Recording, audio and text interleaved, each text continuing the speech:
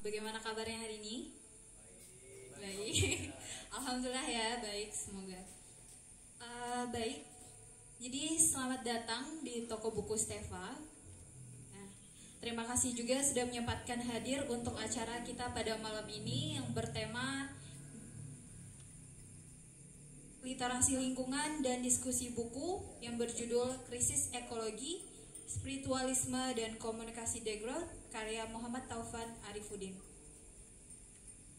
Nah, sedikit tentang buku ini merupakan refleksi mendalam yang mengeksplorasi krisis ekologi sebagai dampak destruktif dari ekonomi kapitalisme global yang mengupas tidak hanya kerusakan lingkungan tetapi juga menawarkan paradigma baru. Selain itu, buku ini juga mempertimbangkan pandangan Capranas, Rumi, dan Saito. Nah, untuk diskusi kita hari ini akan dimoderatori oleh Bang Febriansyah yang merupakan salah satu founder dari Ekologi Sumatera. Kepada Bang Febri, waktu dan tempat disilahkan.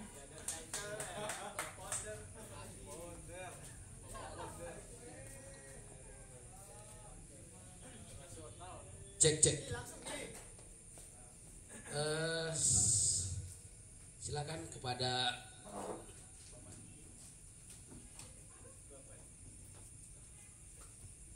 selamat datang Bang Diki, baru mulai.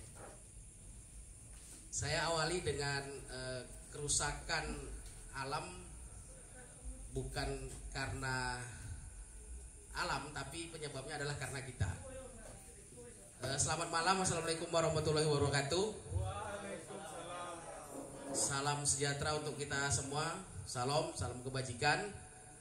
Terima kasih rekan-rekan yang telah ikut berdiskusi pada kesempatan malam ini dan juga yang mengikuti live di media sosialnya Stefa.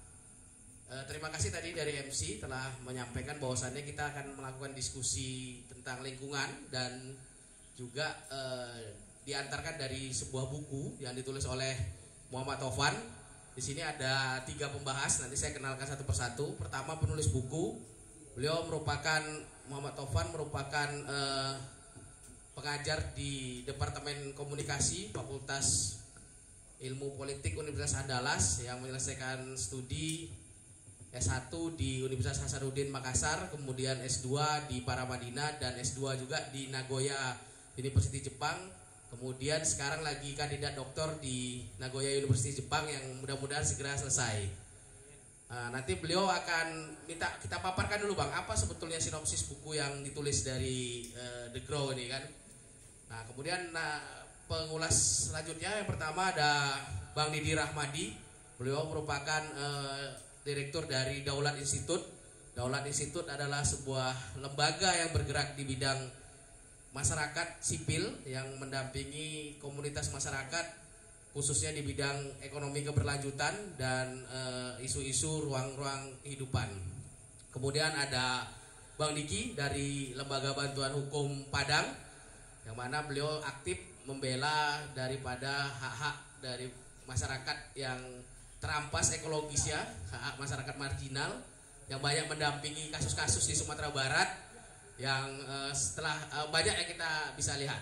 Kemudian ada Tommy Adam, beliau merupakan pengurus dari Wali Sumatera Barat yang memiliki keahlian pemetaan khususnya geospasial. Nah, jadi juga banyak merekam tentang bagaimana fenomena-fenomena dari kejadian bencana-bencana ekologis di Sumatera Barat.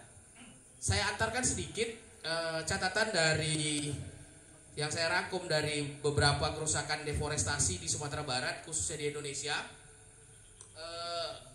Beberapa hari yang lalu saya itu melihat langsung ya, ada sebuah film yang baru diluncurkan sebenarnya juga yang diinisiasi film Indonesia Baru disutradarai Dandi Laksono tentang 17 surat terakhir. Nah, itu sangat menarik filmnya tentang bagaimana memotret kerusakan-kerusakan hutan yang ada di Sumatera. Khususnya ruang hidup makhluk hidup yang ada di ruang ekologi spesies orangutan yang ada di Sumatera Utara beralih fungsi menjadi perkebunan. Nah, kalau di Sumatera Barat sendiri catatan dari Walhi itu tutupan hutan telah berkurang sebanyak 50%. Nah, itu faktornya adalah adanya pertambangan dan adanya perkebunan. kemudian adanya kerusakan habitat spesies di Taman Nasional Kerinci Seblat, yang mana merupakan ruang hidup dari satwa endemik harimau Sumatera dan hewan-hewan yang dilindungi. Nah, ini juga terjadi kerusakan sangat drastis dalam waktu dekat, dalam periode dekat ini. Kemudian pencemaran lingkungan dan kerusakan pesisir. Terakhir adalah perubahan iklim lokal. Fenomena ini kita rasakan dalam beberapa hari terakhir. Adanya panas yang luar biasa, adanya hujan yang ekstrim, angin yang ekstrim. Nah, inilah salah satu daripada dampak-dampak lingkungan. Nah, itu sekedar pengantar awal. Saya minta kepada Bang Topan untuk memberikan sinopsis dari judul bukunya, Krisis Ekologi Spiritualisme. Bagaimana kira-kira Bang, si buku Bang? Silakan Bang. Baik, bismillahirrahmanirrahim. Assalamualaikum warahmatullahi wabarakatuh. Selamat malam kawan-kawan semuanya. Pertama-tama terima kasih atas kesempatan yang diberikan kepada saya. Terima kasih kepada kawan-kawan Stepa yang membuka ruang publik ya yang asik di Kota Padang, di mana kita bisa berkumpul di sini untuk berdiskusi tentang kepentingan publik di Sumatera Barat. Nah, buku ini sebenarnya tak lebih dan tak kurang adalah cara kita masuk dalam percakapan tentang lingkungan kita hari ini. Ya, kira-kira saya memberikan sedikit catatan bahwa isu ekologis atau isu lingkungan adalah isu kita bersama. Perjuangan lingkungan, perjuangan ekologis adalah perjuangan kita bersama. Tentu saja ini tidak mudah ya. Kalau kita melihat topografi Sumatera Barat yang rawan bencana, ya, kemudian juga aktivitas pertambangan yang sangat tinggi, ya, kemudian penggunaan batu bara oleh PLTU, itu semua memiliki kaitan dengan terjadinya perubahan iklim dan adanya bencana alam yang masif di Sumatera Barat. Nah, tetapi bencana ini harus disikapi tidak hanya melalui kebijakan pemerintah, kebijakan negara, tapi juga harus dimulai dari diri sendiri. Ya, harus dimulai dari meredam ketamakan kita, meredam ketamakan kita sebagai individu maupun sebagai masyarakat, apalagi sebagai korporasi. Ya, itulah saya memberikan judul krisis ekologi karena kita melihat ekologi kita dimanapun rusak. Seperti lanjut hujan, Bang, hujan lewat bagian dari alam. Ya, hujan mungkin memberkahi kita malam ini ya. Nah teman-teman, persoalan ekologis adalah persoalan yang sangat dekat dengan kita. Kemudian kita perlu menyikapi dengan kearifan kita sebagai individu. Dan yang terakhir adalah perlu kita membangun sebuah gerakan-gerakan yang mengontrol dampak-dampak buruk daripada beroperasinya kapitalisme dan korporasinya yang kadang diwakili oleh negara.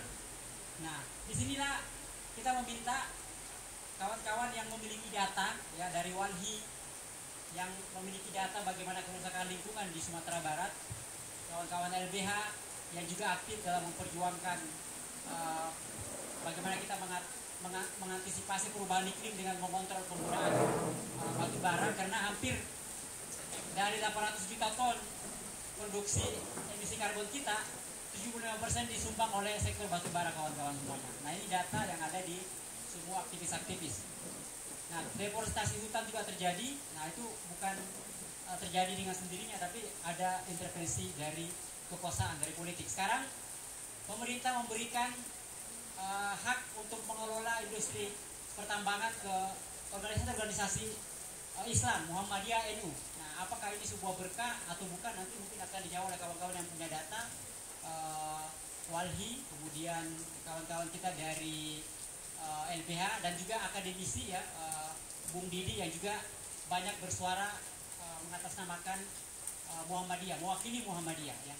Nah, mungkin itu pengantar dari saya. Lebih dan kurangnya buku ini sekedar cara kita masuk dalam percakapan. Data-datanya tentu ada di organisasi-organisasi NGO.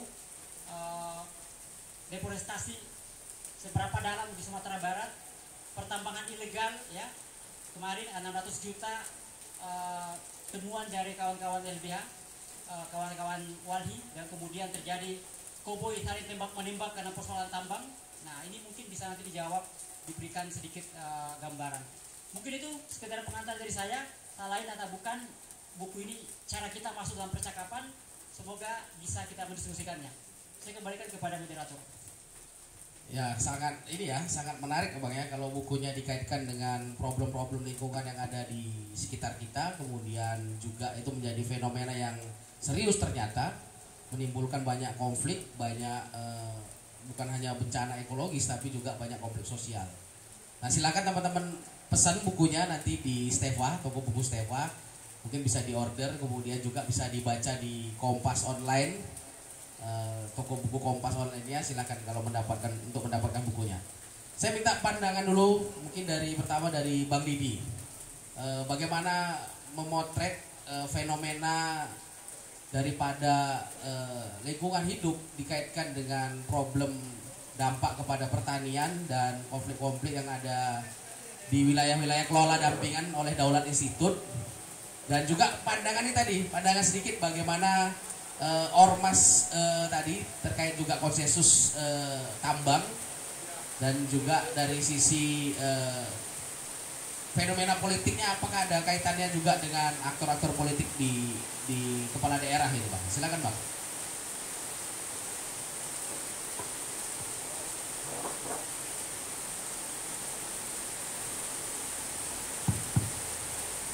Oke. Waduh. Jangan berat-berat kali Pak, itu berat kali menjawabnya. Tapi sebelumnya salam kenal teman-teman semuanya, senang sekali bisa ngobrol bareng langsung dengan penulis buku ini, teman perjuangan yang sangat produktif, sudah melahirkan 3 dalam waktu yang sangat singkat, sudah ada 3 bukunya. Gitu. Ini patut kita contoh buat kita semua bahwa dari gudang kesibukan menulis tetap menjadi satu aktivitas penting. Saya mungkin mau berangkat yang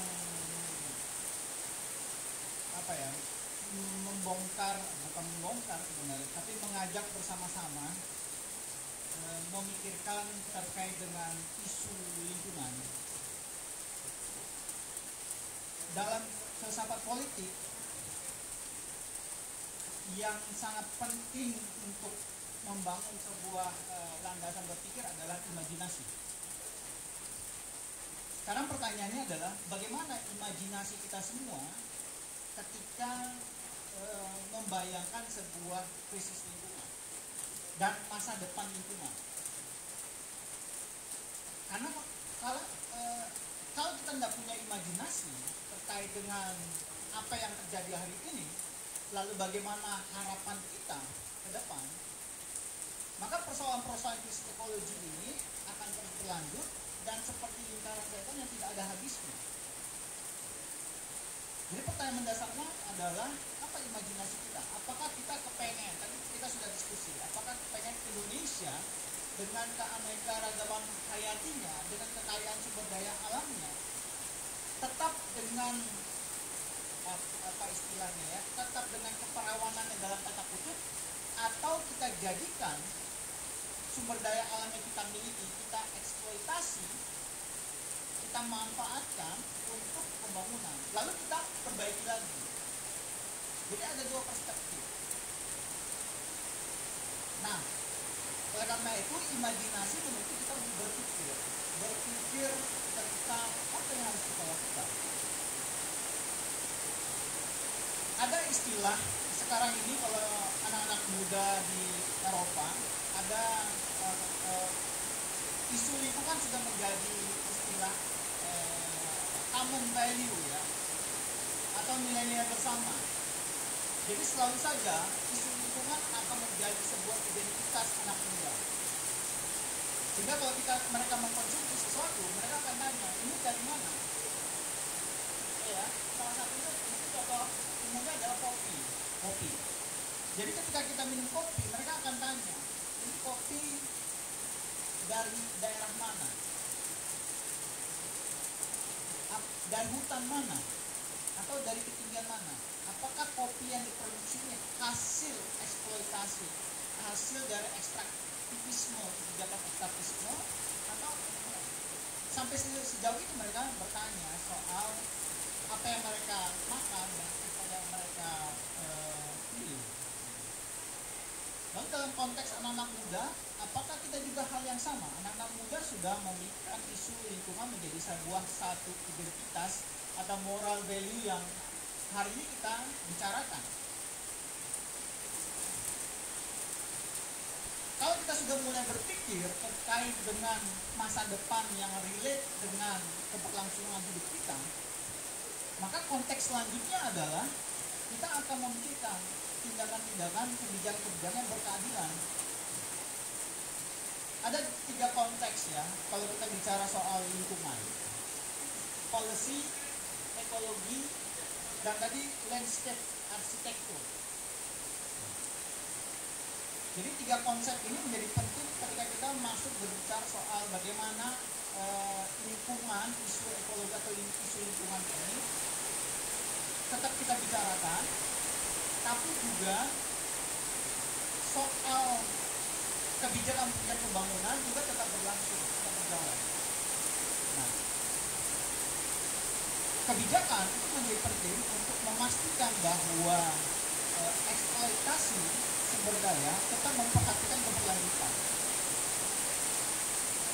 Jadi dalam konteks tadi menyinggung ormas-ormas Islam yang mengambil kesempatan untuk atau menerima tawaran pemerintah untuk terlibat dalam isu sumber daya, salah satunya adalah tambang, adalah dalam konteks itu memanfaatkan berkah. Itu kan berkah ya, sumber daya alam itu kan berkah, harus dimanfaatkan untuk kemaslahatan umat gitu. Dalam konteks itu, sebenarnya dalam konteks itu ada yang mengatakan zolim misalnya kalau kekayaannya tidak kita manfaatkan untuk kemaslahatan. Ada dalam konteks itu yang berpikir begitu. Tapi ada juga yang berpikir ini kesempatan kita ya mengelola tambang dengan menerapkan prinsip-prinsip yang berlandaskan nilai-nilai moral agama. Ini tantangan juga. Karena kalau misalnya nggak kita ambil, tetap juga diambil oleh cukong-cukong kan, yang kita nggak bisa pastikan, nggak bisa kita kawal cara model pengelolaan yang dilakukan orang-orang yang bermain tambang selama ini. Jadi ada beberapa pendekatan seperti itu. Jadi kebijakan memastikan bahwa eksploitasi itu tetap memperhatikan keberlanjutan. Lalu soal ekologi tadi, soal ekologi,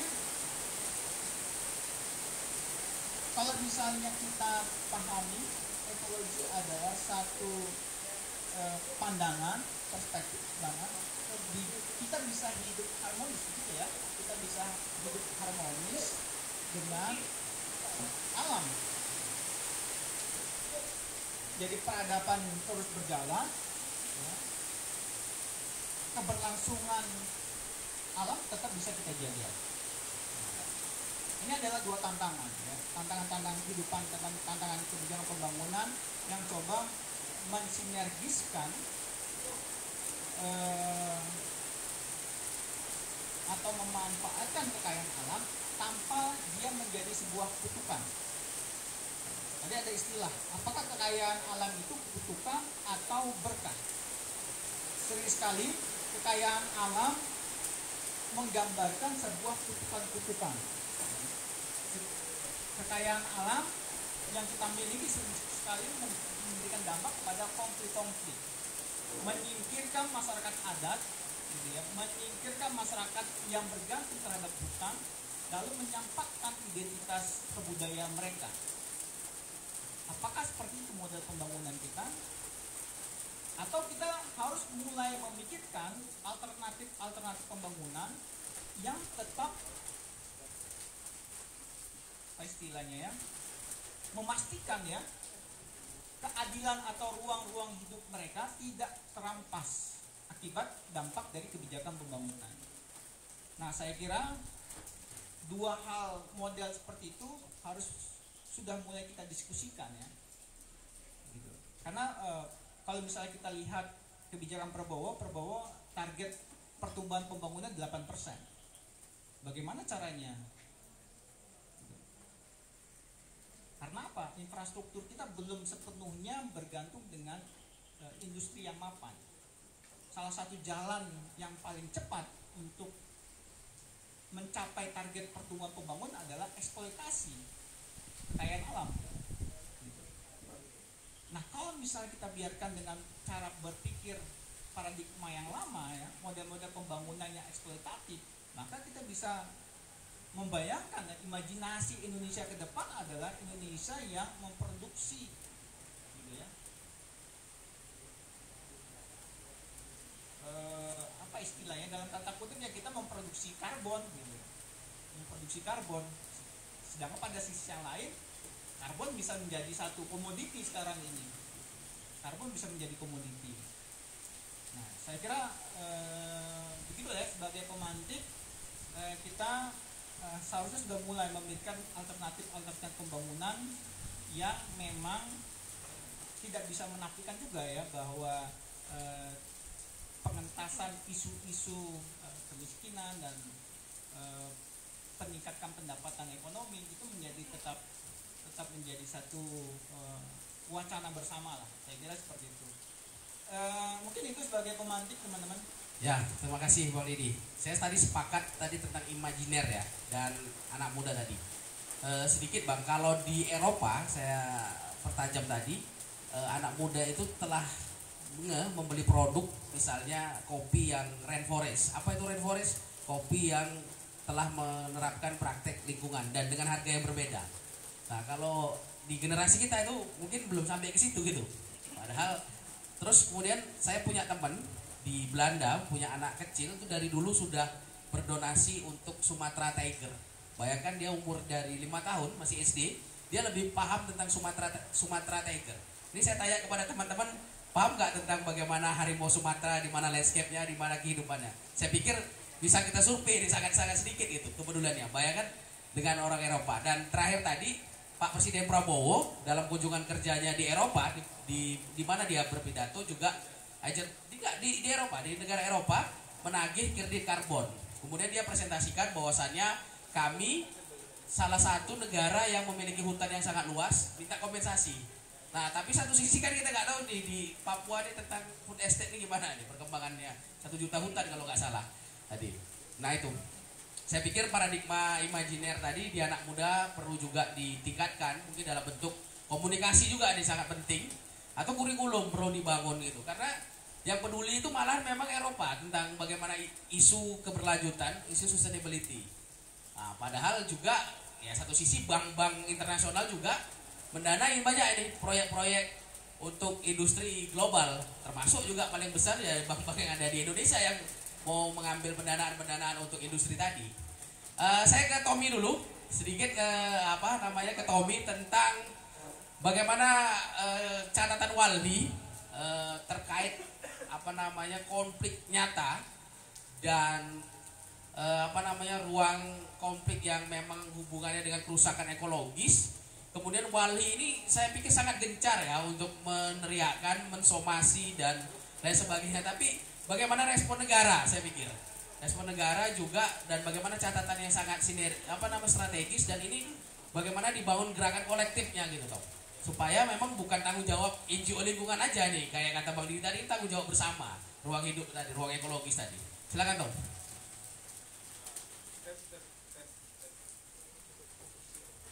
Tes. Terima kasih Bang Feb pertanyaannya. Sebelum saya jawab pertanyaannya, saya ingin sampaikan kepada Bang Taufan selamat ya atas terbitnya buku yang luar biasa.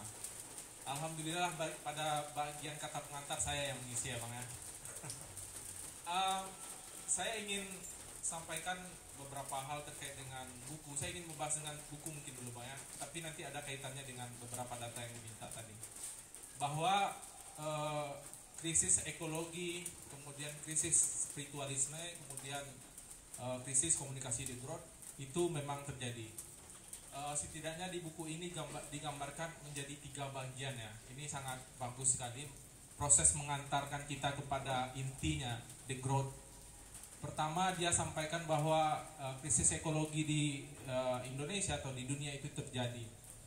Apa buktinya? Di Sumatera Barat kita bisa lihat bagaimana peningkatan bencana ekologis, baik itu banjir bandang. Banjir misalnya yang terjadi 11 Mei lalu di Lembah Hanai, kawan-kawan mungkin tahu ada yang meninggal juga di sana. Kemudian bencana yang juga dibahas terkait dengan banyaknya korban di Gunung Merapi misalnya. Bagaimana upaya-upaya mitigasi itu ternyata tidak dilakukan dengan baik, sehingga berakibat pada hilangnya nyawa, rusaknya lingkungan hidup, kemudian adanya kos yang harus dikeluarkan dalam rangka menanggulangi bencana, rekonstruksi dan lain sebagainya. Nah kemudian dalam konteks spiritualisme bahwa memang sudah terjadi krisis. Kalau kita lihat, kalau kita kaitkan ya dengan kebijakan politik yang ada pada saat ini, bahwa ormas misalnya, ormas keagamaan ini dibawa masuk ke pemerintah untuk bisa memuluskan rencana-rencana eksploitatif. Jadi tidak ada lagi watchdog begitu ya, tidak ada lagi fungsi-fungsi pengontrol yang seharusnya di negara-negara demokrasi ini sangat diperlukan untuk mengkritisi kebijakan-kebijakan yang sudah ada. Nah, seperti yang kita lihat bahwa misalnya ya ormas itu mau kemudian mengambil tambang batu bara di Kalimantan, ya atas beragam dinamika dan lain seterusnya, kemudian itu diambil peluang-peluang tersebut. Nah kemudian di konteks komunikasi the growth, buku ini sangat lantang dan jelas menjabarkan bahwa ada beberapa model-model informasi yang kita ambil atau yang kita sampaikan itu berasal dari intuisi gitu. Jadi tidak murni dari data dan fakta yang telah terverifikasi, sehingga kebijakan yang diambil pemerintah itu banyak sekali yang pada akhirnya tidak menghasilkan pembangunan ekonomi yang bagus, tapi malah menghasilkan konflik-konflik agraria, konflik-konflik keuangan yang terjadi hampir di Sumatera Barat. Apa misalnya contohnya di Gunung Talang misalnya, proyek geotermal yang gagal ya, itu kan sangat top down sekali. Jadi ada proyek strategis nasional, kemudian daerah itu harus mengamini dan harus siap untuk proses pembangunan itu dilakukan. Belum lagi misalnya jalan tol, misalnya rencana pembangunan jalan tol, Walhi mendampingi 5 nagari di Kabupaten 50 kota, 710 hektar lahan masyarakat ini akan hilang kalau jalan tol itu akan jadi di sana. Ada 5 suku yang akan kehilangan tanah ulayatnya, ada padang pakuburan yang juga hilang akibat komunikasi politik yang tidak bagus, yang juga dijelaskan dalam buku ini. Jadi memang sangat kompleks sekali. Jadi memang menggambarkan realitas apa yang terjadi pada hari ini. Kalau saya bisa sampaikan bahwa the growth ini juga menjadi inspirasi begitu lahirnya wacana tanding yang Walhi namakan ekonomi Nusantara. Jadi ekonomi Nusantara itu bagaimana konsumsi itu seharusnya bisa ditekan begitu. Kemudian subjek pengelola sumber daya alam itu seharusnya masyarakatlah yang berdaulat atas itu, bukan satu korporasi kemudian dia menguasai puluhan ribu hektar bahkan ratusan ribu hektar lahan kemudian dieksploitasi sedemikian rupa. Kalau kita lihat catatan, sebenarnya kalau saya berpikir ya, jangan kita lihat dulu pada proses kebijakan pemerintah pada saat ini. Lihat saja kebijakan yang sudah ada, aturan-aturan yang sudah ada, apakah itu dijalankan. Saya mau masuk di Sumatera Barat. Apa contohnya? Tambang emas yang baru-baru ini. Terkuak misalnya dari data yang dihimpun oleh Walhi, 7.000 hektar lebih lahan tambang emas ilegal dikeruk setiap harinya, setiap tahunnya yang ada di 4 kabupaten provinsi di Sumatera Barat. apakah tidak ada hukum atau undang-undang yang mengatur? Ada pidana pertambangan, ada pidana lingkungan hidup. Tapi apakah itu dijalankan? Tidak sama sekali. Sampai memang pada momennya polisi tembak polisi, kemudian itu terungkap bahwa ada setoran 600 juta ke Kapolres Solo Selatan, yang itu juga disampaikan ya, yang itu juga menjadi sumber-sumber yang disampaikan oleh kepolisian dalam sidang kode etik tersebut. Kemudian juga dalam konteks pertambangan, dalam konteks pengelolaan pesisir misalnya, bagaimana tambak udang yang kita lihat subur di pesisir itu sebagian besar tidak berizin sama sekali. Dampaknya sudah dirasakan oleh masyarakat nelayan di sana begitu. Beberapa kali kami melakukan riset di sana, ada penurunan yang sangat signifikan terhadap tangkapan nelayan, terhadap ekosistem mangrove yang seharusnya masyarakat bisa mengambil, kalau masyarakat di sana menamakan itu katam ya. Jadi itu sejenis udang mangrove ya, kemudian lobster mangrove itu, yang itu bisa diambil dulunya bagus ya gitu. Tapi sekarang itu karena sudah tercemar oleh feses tambak udang, kemudian limbah-limbah pakan tambak udang, kemudian itu sangat mencemari sekali. Dan bisa saya sampaikan dari kutipan dari Dinas Lingkungan Hidup Provinsi Sumatera Barat, hampir 95% itu tidak punya perizinan. Jadi ilegal itu semua barang. Pertama memang karena berada di sempadan ya, di 100 meter sempadan itu merupakan kawasan lindung yang seharusnya diperuntukkan untuk kawasan lindung, tidak boleh untuk aktivitas budidaya. Itu aturan tata ruangnya mengatur begitu. Tapi apakah itu diterapkan? Tidak. Nah, jadi dalam konteks the growth ini untuk aturan saja misalnya, itu sudah sangat melanggar sekali. Kemudian kita masuk di sektor perkebunan. Sumatera Barat sangat banyak perkebunan kelapa sawit yang dimiliki oleh korporasi begitu ya. Hampir ada di Solo Selatan, Pasaman Barat, kemudian juga di Agam.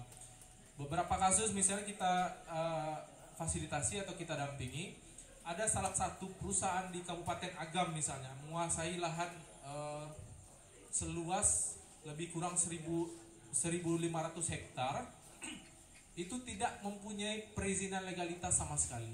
4 tahun lamanya. Apakah penegakan hukum dijalankan? Tidak juga ternyata. Jadi dari konteks ilegal misalnya, itu pemerintah kita telah gagal begitu.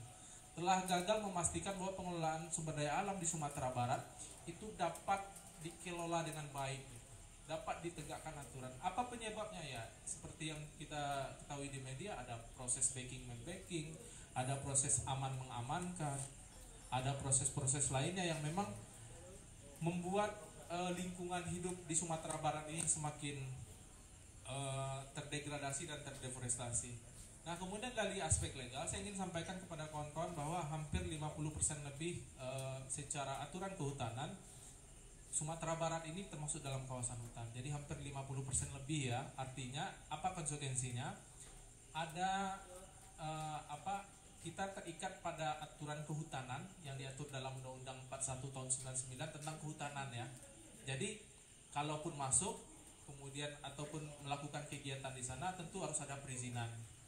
Nah, malangnya dalam konteks kehutanan ini yang seharusnya dijaga begitu ya, karena sudah ada undang-undang kehutanan, tapi sayangnya hutan kita ini tiap tahunnya mengalami deforestasi yang cukup masif.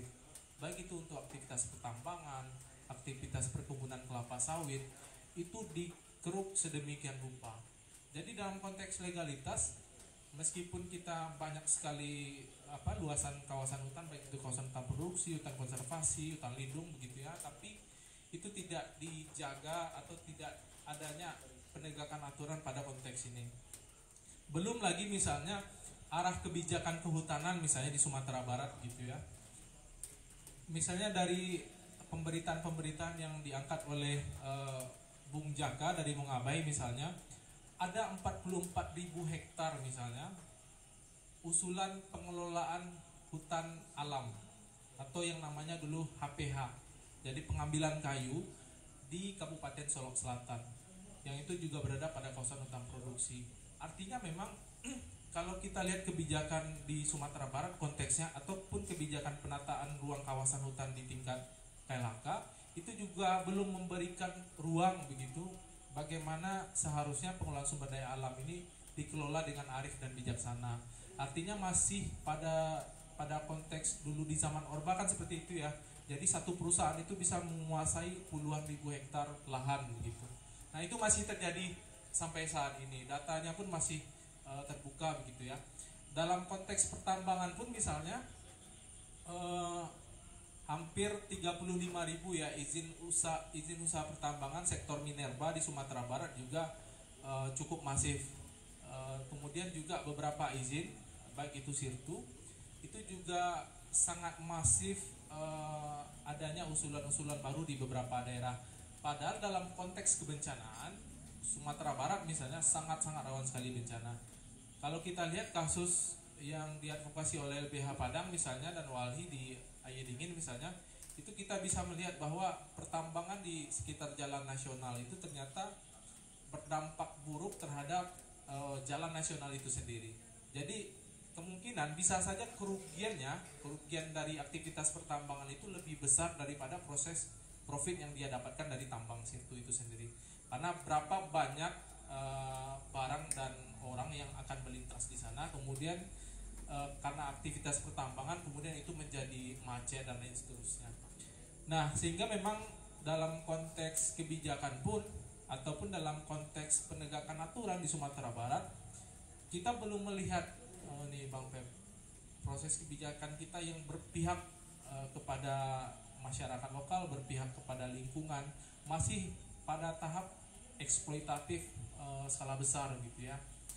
Belum lagi misalnya kita melihat data bahwa di beberapa HGU perkebunan kelapa sawit juga sudah dimasifkan pendirian pabrik kelapa sawit untuk pengolahan. Artinya kan memang tidak ada jalan menuju perbaikan tata kelola perkebunan kelapa sawit yang syarat sekali masalah-masalah konflik agraria di dalamnya. Saya kira dulu Bang Feb. Saya pikir sangat lengkap ya digambarkan tadi oleh Tommy dari advokasi dan catatannya terkait memang ruang-ruang ekologis yang memang